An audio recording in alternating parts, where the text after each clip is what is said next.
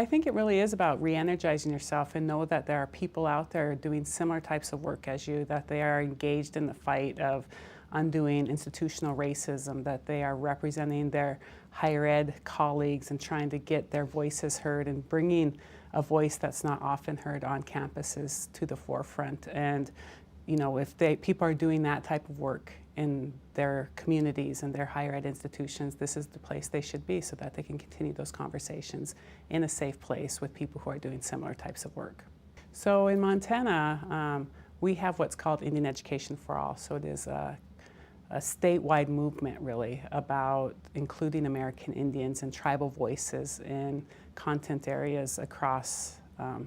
all classrooms, and it's for all. And so we've been working on it for over a decade, but really you can walk into classrooms in any town in our state and see American Indians being represented in the hallways, that it's being represented in authentic ways through classroom resources, that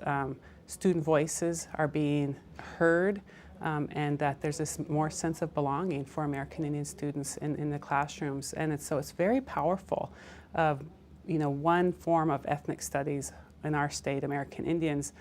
being heard and having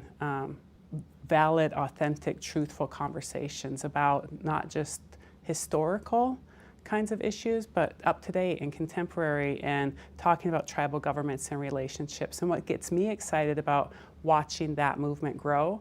you know, if a kindergartner enters school and is starting to learn about all these things that are so important in an honest, valid way, when they graduate high school, the types of tribal, state, and national leaders they are going to be is going to be pretty phenomenal. And so it gets me excited about making sure that more voices are included in our education system.